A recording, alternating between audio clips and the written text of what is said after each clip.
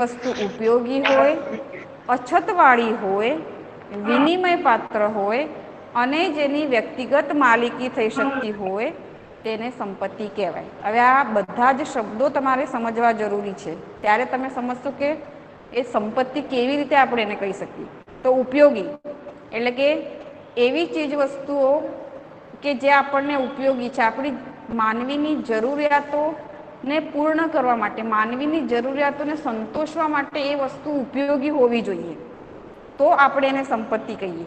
એટલે કે આપણને ઉપયોગી બને છે, આપણી જરૂરિયાતો સંતોષવા માટે તે ઉપયોગી છે। તે અછતવાળી છે, અછતવાળી એટલે કે જેની અછત હોય, એટલે આપણે એમ કહીએ કે જે વસ્તુ દુર્લભ હોય, જે વસ્તુ આપણને સરળતાથી મળી ન શકતી હોય, એટલે કે જેની અછત છે। કોઈ પણ વ્યક્તિ જેને કહેવાય કે એ સામાન્ય વ્યક્તિ કે મધ્યમ વર્ગનો વ્યક્તિ કે જેને કહેવાય કે જેને આસાનીથી સરળતાથી બધી જ વસ્તુઓ મળી ન શકે, તો એ સંપત્તિ નથી, એ અછતવાળી વસ્તુઓ છે।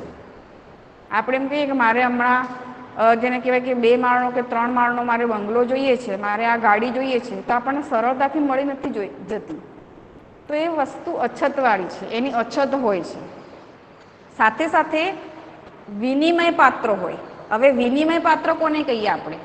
વિનિમય એટલે કે આપલે કરવી, વિનિમય કરવો એટલે કે એકબીજા સાથેનો પરસ્પર વ્યવહાર કરવો, વસ્તુ કે સેવા આપવી અને લેવી, એને આપણે વિનિમય કહીએ।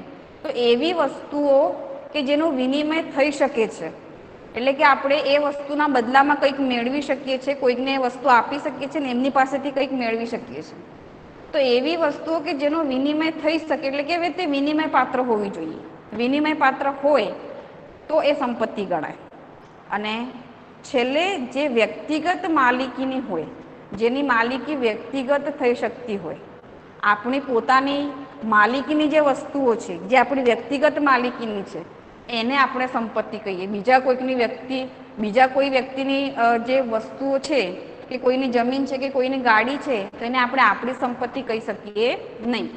એ જ સંપત્તિ કહેવાશે કે જે આપણી વ્યક્તિગત માલિકીની છે, આપણા પોતાની માલિકીની જે વસ્તુઓ છે, એ વસ્તુઓ કે જેમાં આપણા પોતાના માલિકીની જમીન છે, આપણા પોતાનું ઘર છે, આપણા પોતાના સોના ચાંદીના ઘરેણાં છે, કે જે આપણી વ્યક્તિગત માલિકીના છે, તો આપણે તેને સંપત્તિ કહી શકીએ। એ આપણી સંપત્તિ કહેવાય। બીજા કોઈ વ્યક્તિની કે જે અન્ય કોઈની છે વસ્તુ, એને આપણે આપણી સંપત્તિ કહી શકતા નથી।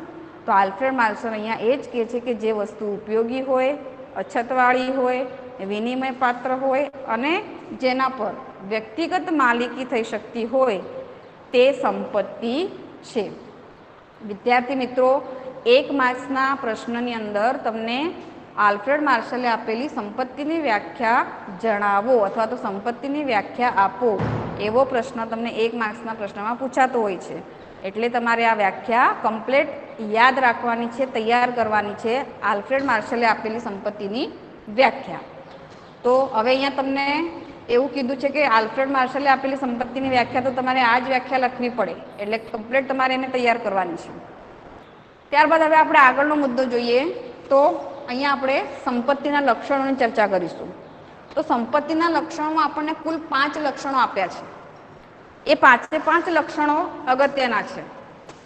અહીંયા તમને 5 માર્ક્સનો પ્રશ્ન આ પ્રકરણમાંથી પૂછાતો હોય છે, તો એ 5 માર્ક્સના પ્રશ્ન તરીકે તમને સંપત્તિનો અર્થ આપો અને તેની લાક્ષણિકતા અથવા તો તેના લક્ષણો સમજાવો, એવો પ્રશ્ન પૂછાય છે, તો તમારે એના 5 મુદ્દા અહીંયા સમજાવવાના થાય, એટલે કે ખાસ તમે અહીંયા ધ્યાન રાખજો।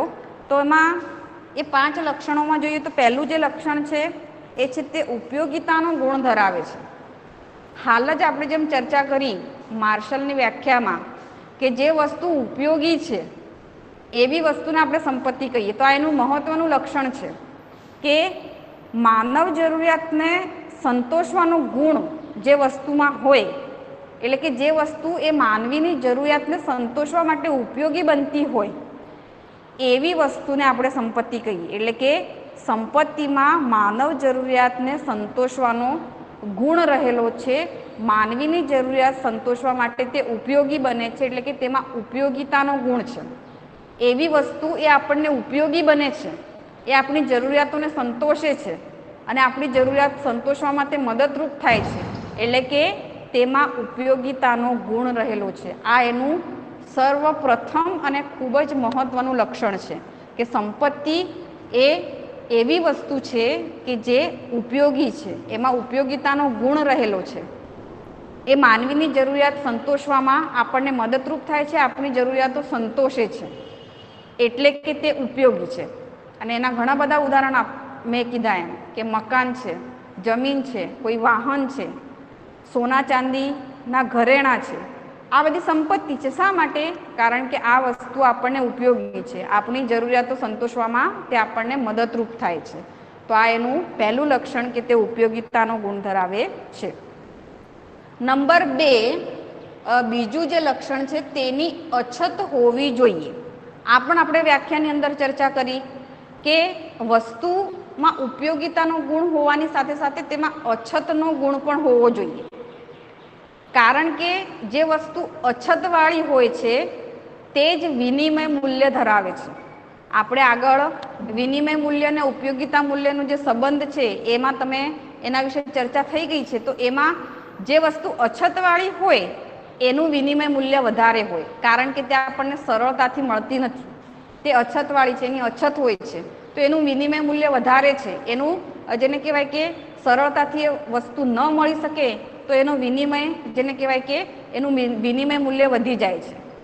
જે વસ્તુઓ સરળતાથી મળે છે એ વસ્તુઓ સર્વસુલભ છે. આપણે વસ્તુઓના પ્રકારોમાં જોઈ ગયા કે સર્વસુલભ વસ્તુ એટલે કે જે બધાને જ્યારે પણ જોઈએ ત્યારે સરળતાથી મળી શકતી હોય, સૌને જે સમયે જ્યારે પણ જેટલા પ્રમાણમાં જોઈએ એટલા પ્રમાણમાં મળી રહે, તો એ સર્વસુલભ વસ્તુ છે. તો સર્વસુલભ વસ્તુઓ તો સરળતાથી મળે છે, માટે તેને સંપત્તિ ગણી શકાય નહીં, કારણ કે તેનો વિનિમય થવાનો નથી. જે વસ્તુઓ સર્વસુલભ છે, સર્વસુલભ વસ્તુની અંદર આપણે એનું ઉદાહરણ જોયું કે હવા, સૂર્યપ્રકાશ, આ સર્વસુલભ વસ્તુઓ છે કે જે સરળતાથી બધાને મળે છે, તો એનો વિનિમય થતો નથી. કે આપણે કોઈકને આપીએ, સૂર્યને આપણે કંઈક આપીએ ત્યારે આપણને સૂર્યપ્રકાશ આપે છે, કુદરતને આપણે કંઈક આપીએ ત્યારે કુદરતને આપણને હવા આપે છે, એવું નથી. એ સરળતાથી આપણને બધાને મળી રહે છે. તો જે સર્વસુલભ વસ્તુઓ છે એ સર્વસુલભ વસ્તુ તે સંપત્તિ નથી, પરંતુ જેની અછત છે કે જે સરળતાથી બધાને મળી શકતી નથી, તો એ અછતવાળી વસ્તુ જે છે એ સંપત્તિ છે. અને માટે જે અછતવાળી વસ્તુ છે એને જ સંપત્તિ કહી શકાય. એટલે કે આ સંપત્તિનો બીજું લક્ષણ કે તે અછતવાળી હોવી જોઈએ, તો આપણે એને સંપત્તિ કહીએ.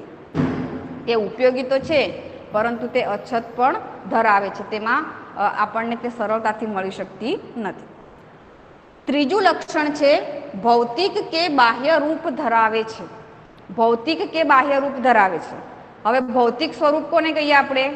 કે જે વસ્તુનું ભૌતિક સ્વરૂપ છે, જેને આપણે જોઈ શકીએ છીએ, સ્પર્શી શકીએ છીએ, એનો કોઈ ચોક્કસ આકાર છે કે ચોક્કસ કદ છે. તો એવી વસ્તુ કે જે ભૌતિક રૂપ ધરાવે છે, બાહ્ય રૂપ ધરાવે છે, તો એવી વસ્તુને આપણે સંપત્તિ કહી શકીએ. હવે સંપત્તિ એવી હોવી જોઈએ કે જે ભૌતિક કે બાહ્ય રૂપ ધરાવતી હોવી જોઈએ. આપણે આ બધી વસ્તુ જોઈ, મકાન છે કે ગાડી છે કે પછી કોઈ વાહન છે કે સોના ચાંદીના ઘરેણાં છે, આ બધી વસ્તુઓ બાહ્ય રૂપ ધરાવે છે. એમનું કદ હોય છે, એમનું વજન હોય છે, એમનું ચોક્કસ આકાર હોય છે, તો આપણે એને સંપત્તિ કહી શકીએ. હવે કોઈ વ્યક્તિની અંદર જ્ઞાન રહેલું છે, એ વ્યક્તિની અંદર કોઈ કળા છે, કોઈ આવડત છે, એની અંદર રહેલી સમજણ છે, એને આપણે સંપત્તિ કહી શકીએ નહીં. કારણ કે આપણી અંદર જે જ્ઞાન રહેલું છે, આપણી અંદર કોઈ કળા રહેલી છે, આપણને કોઈ આવડત છે, કૌશલ્ય છે, આપણી અંદર જે સમજ છે, આપણી સમજણ, જે શક્તિ છે, એને સંપત્તિ આપણે કહી શકીએ નહીં. એનો કોઈ ચોક્કસ બાહ્ય રૂપ નથી, એ જેને કહેવાય કે કોઈ આકાર ધરાવતી નથી, તો એને આપણે સંપત્તિ કહી શકીએ નહીં. એનો વિનિમય પણ થઈ શકતો નથી. આપણી સમજણ છે કે આપણી કળા છે, આપણે કોઈ બીજાને આપી શકીએ નહીં કે તું મને તારી સમજણ શક્તિ આપ ને હું તને મારી સમજણ શક્તિ આપું, તો એનો વિનિમય થઈ શકતો નથી. તો એ જે તે વ્યક્તિ સાથે રહે છે અને એ તેનો આંતરિક ગુણ છે. સમજણ છે કે જ્ઞાન છે એ વ્યક્તિની આંતરિક એનો ગુણ છે, એની અંદર રહેલો એનો ગુણ છે, એની આંતરિક શક્તિ છે, અને એ વ્યક્તિ સાથે જ રહે છે, એનો વિનિમય થઈ શકતો નથી. તો સંપત્તિ કોને કહીએ આપણે? કે જેનું બાહ્ય રૂપ છે, જેને ભૌતિક સ્વરૂપ છે, પછી અહીંયા એક ખાસ બાબત એ ધ્યાનમાં રાખવાની છે કે કોઈ વ્યક્તિ દ્વારા કોઈ વિચારને સ્પષ્ટ કરવામાં આવે છે, એ વિચાર એનો જે વિચાર છે એને સ્પષ્ટ રીતે નોંધવામાં આવે છે, એ નોંધે છે, પછી એને પુસ્તક સ્વરૂપે બહાર પાડે કે કોઈ લેખ સ્વરૂપે બહાર પાડે.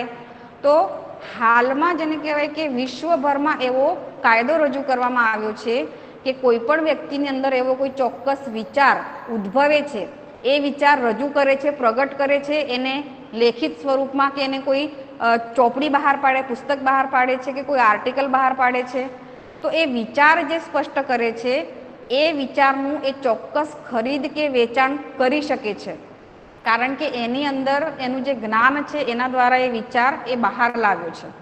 તો એ તેની માલિકી હક નક્કી કરી શકે છે કે જે વ્યક્તિને વિચાર આવ્યો અને જે વ્યક્તિએ વિચારને બહાર પાડ્યો છે કે રજૂ કર્યો છે, તો એ વિચારની એ માલિકી હક ધરાવે છે, એનો વારસો પણ એને મળે છે, એ એનો જેને કહેવાય કે વારસદાર કહેવાય કે એ વિચાર કે સિદ્ધાંત જે છે આ વ્યક્તિએ બહાર પાડ્યો કે એણે આ વિચાર આપ્યો છે, તો એના માટે એ વ્યક્તિ એની માલિકી ધરાવે છે, એનો વારસદાર તે બની શકે છે. પરંતુ અહીંયા જેને કહેવાય કે એની જેને કહેવાય કે એની સમજણ શક્તિ જે છે એ સમજણ શક્તિને આધારે એને આ વિચાર આપ્યો છે. તો માટે અહીંયા આપણે યાદ રાખવાનું છે કે માત્ર ચોક્કસ વિચાર કે વિચાર સમૂહને સંપત્તિ ગણવામાં આવે છે. એટલે કે વ્યક્તિ દ્વારા કોઈ ચોક્કસ વિચાર કે કોઈ વિચારોનો સમૂહ આપવામાં આવ્યો છે, એ ચોક્કસ વિચાર કે વિચાર સમૂહને એ પોતાની માલિકી આપી શકે છે, એનું ખરીદ વેચાણ કરી શકે છે, તો એને સંપત્તિ ગણવામાં આવે છે. પરંતુ વ્યક્તિની અંદર જે વિચારવાની શક્તિ છે, એ વિચારવાની શક્તિ એનો આંતરિક ગુણ છે, તેની સંપત્તિ નથી, તેનું હસ્તાંતરણ થઈ શકતું નથી. હસ્તાંતરણ એટલે કે એક વ્યક્તિ બીજા વ્યક્તિને પોતાની વિચારવાની શક્તિ આપી શકે, ના આપી શકે. દાખલા તરીકે કોઈક વૈજ્ઞાનિક હોય, એ વૈજ્ઞાનિકે ઘણા લાંબા સમયથી એ કોઈક શોધખોળ કરતો હોય, સંશોધન કરતો હોય, અને એ શોધખોળના અંતે એને કોઈક જેને કહેવાય કે સિદ્ધાંત રજૂ કર્યો છે કે કોઈ શોધ કરી એણે, તો એ ચોક્કસ સ્વરૂપમાં એને રજૂ કરે છે. એ તેનો માલિકી હક છે કે એ સિદ્ધાંત આ વ્યક્તિએ રજૂ કર્યો, કે આ વૈજ્ઞાનિકે રજૂ કર્યો, કે આ પ્રયોગ એણે આપ્યો છે, આ નવો વિચાર એ વ્યક્તિએ રજૂ કર્યો છે, તો એ તેની જેને કહેવાય કે એનો માલિક થઈ શકે છે, એ એની માલિકી થઈ શકે છે, પરંતુ તે તેની સંપત્તિ પણ બની શકે છે. પરંતુ એ વૈજ્ઞાનિક એ પોતાના જ્ઞાનનું કે પોતાની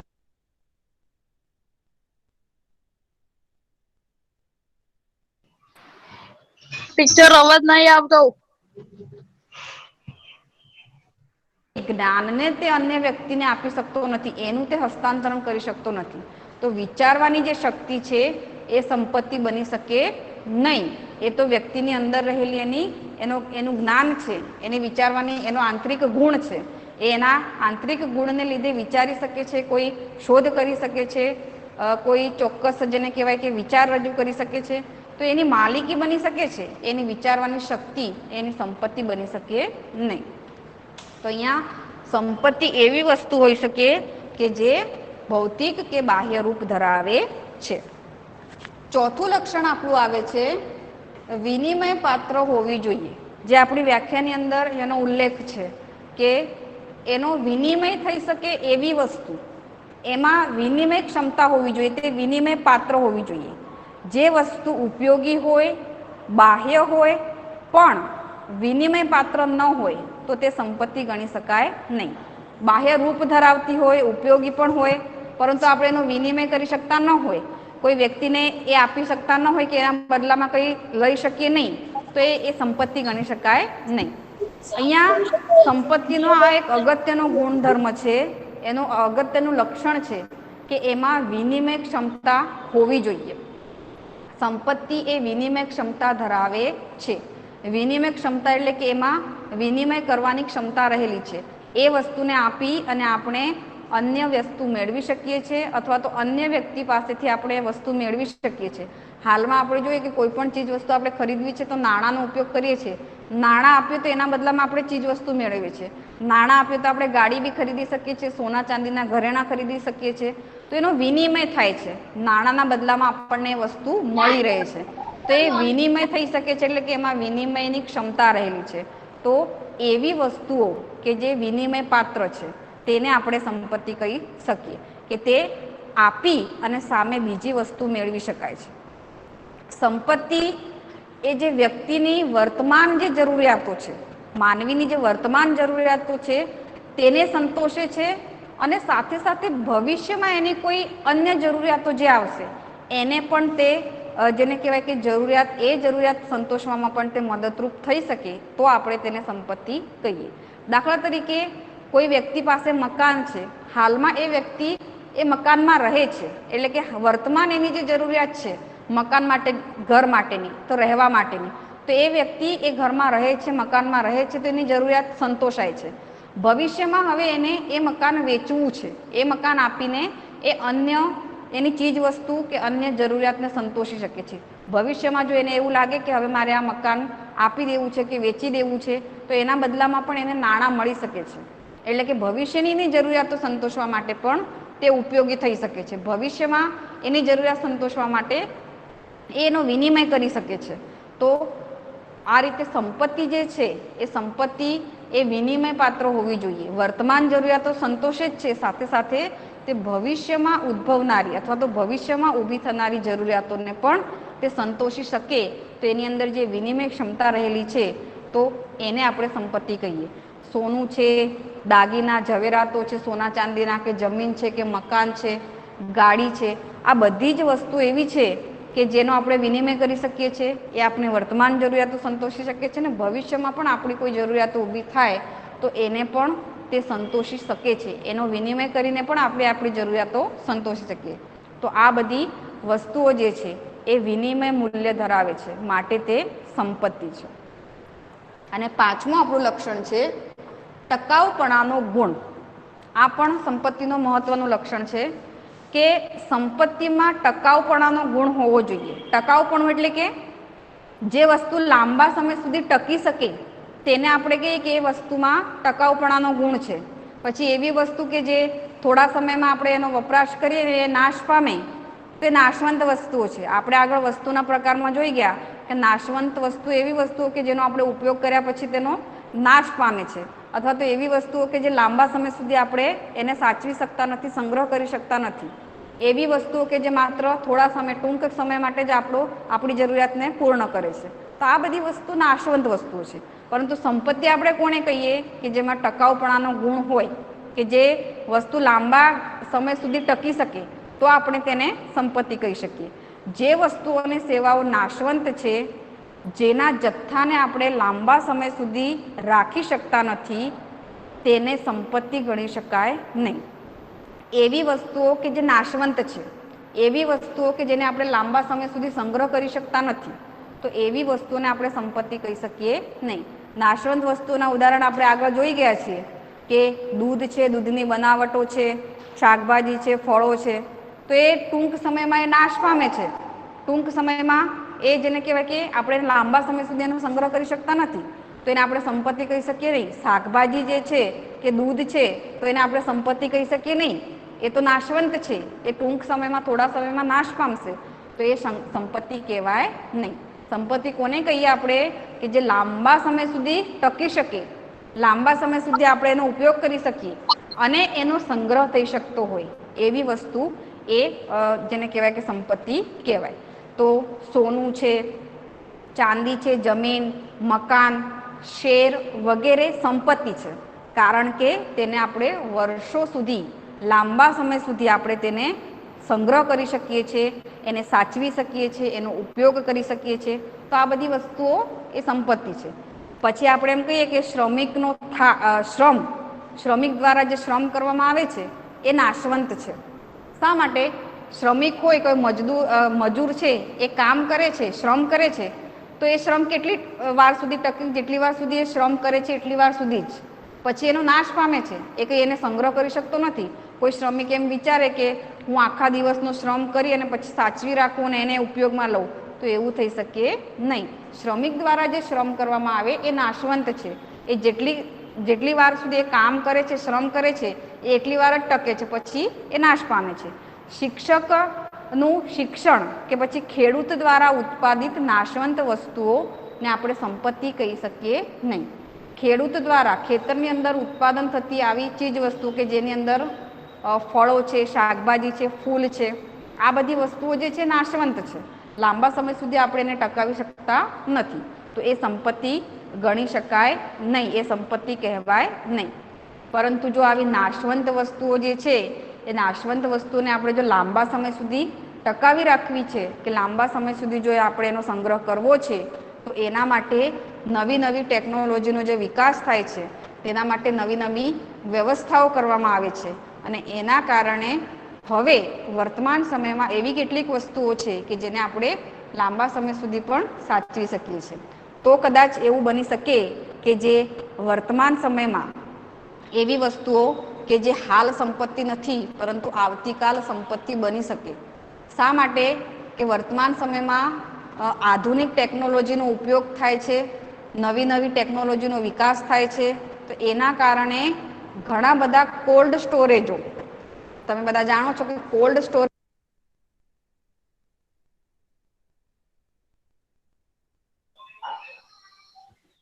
ફળો છે, દૂધ છે, દૂધની બનાવટો છે, ફૂલ છે, આવી નાશવંત વસ્તુઓને આવા કોલ્ડ સ્ટોરેજમાં સંગ્રહ કરવામાં આવે છે અને એને લાંબા સમય સુધી રાખી શકાય છે. તો આવી આધુનિક ટેકનોલોજી કે આધુનિક વ્યવસ્થાની જો વધુમાં વધુ જેને કહેવાય કે એનો વિકાસ થાય તો નાશવંત વસ્તુને પણ આપણે સંપત્તિ બનાવી શકીએ. એટલે કે જે વર્તમાન સમયમાં આજે જે સંપત્તિ નથી એ આવતીકાલની સંપત્તિ બની શકે. તો ખેડૂતો વધુમાં વધુ હવે આવા ખેત ઉત્પાદનોને સંગ્રહ કરી રાખવા માટે આવા કોલ્ડ સ્ટોરેજોનો ઉપયોગ કરે છે. નવી ટેકનોલોજીના વિકાસથી આવા જેને કહેવાય કે ઘણા બધા કોલ્ડ સ્ટોરેજોની સ્થાપના, જેને કહેવાય કે એનું નિર્માણ કરવામાં આવે છે અને એ કોલ્ડ સ્ટોરેજોમાં આવી નાશવંત વસ્તુઓને ટકાવી રાખવામાં આવે છે. વધુમાં વધુ ઉપયોગ કરવામાં આવે તો વર્તમાન સમયમાં આપણે જે નાશવંત વસ્તુઓ છે એને પણ આપણે લાંબા સમય સુધી ટકાવી શકીએ. તો આમ અહીંયા આપણા સંપત્તિના 5 લક્ષણો: તે ઉપયોગિતાનો ગુણ ધરાવે છે, નંબર 2 તેની અછત હોવી જોઈએ, નંબર 3 ભૌતિક કે બાહ્ય રૂપ ધરાવે છે, એમાં વિચારવાની શક્તિ જે છે એ સંપત્તિ નથી, નંબર 4 વિનિમય પાત્ર હોવી જોઈએ, એટલે કે સંપત્તિ એવી વસ્તુઓ જે છે કે જે વિનિમય કરી શકાય એવી છે, અને નંબર 5 કે તેમાં ટકાઉપણાનો ગુણ રહેલો છે. એવી વસ્તુઓ કે જે ટકાઉ છે, લાંબા સમય સુધી જેનો સંગ્રહ કરી શકાય છે, લાંબા સમય સુધી એને ટકાવી રાખી શકાય છે, લાંબા સમય સુધી વ્યક્તિ એનો ઉપયોગ કરી શકે છે, એવી બધી જ વસ્તુઓ એ સંપત્તિ છે. નાશવંત વસ્તુઓ એ સંપત્તિ ગણી શકાય નહીં, કેમ કે આપણે તેને લાંબા સમય સુધી ટકાવી શકતા નથી, તેનો સંગ્રહ કરી શકતા નથી. તો છેલ્લે જે બાહ્ય છે, ઉપયોગી છે, એ વિનિમય પાત્ર છે અને અછતવાળી વસ્તુ એટલે સંપત્તિ. ટૂંકી અને એક જ વાક્યની અંદર સંપત્તિનો અર્થ અથવા તો સંપત્તિની વ્યાખ્યા જેને કહી શકીએ કે બાહ્ય, ઉપયોગી, વિનિમય પાત્ર અને અછતવાળી વસ્તુ એટલે સંપત્તિ. આ એની ટૂંકી વ્યાખ્યા, એક વાક્યમાં એની જેને કહેવાય કે વ્યાખ્યા. અને આગળ આપણે માર્શલે આપેલી વ્યાખ્યા પણ આપણે જોઈ ગયા. તો આ રીતના વિદ્યાર્થી મિત્રો અહીંયા આપણો એક પ્રશ્ન પૂર્ણ થાય છે. સંપત્તિનો અર્થ અને સંપત્તિના લક્ષણો અને 5 લક્ષણો, આ બધા જ મુદ્દા તમારે યાદ રાખવાના છે. ટૂંકા પ્રશ્ન તરીકે પણ આમાંથી કોઈ પ્રશ્ન પૂછાઈ શકે કે પછી લોંગ ક્વેશ્ચનની અંદર એના લક્ષણો સમજાવો, તો આ 5 મુદ્દા તમારે સમજાવવાના થાય. તો અહીંયા વિદ્યાર્થી મિત્રો આપણો આ પ્રશ્ન પૂરો કરીએ છીએ. ત્યાર પછીનો પ્રશ્ન આપણે આગળ જોઈશું. જય હિન્દ.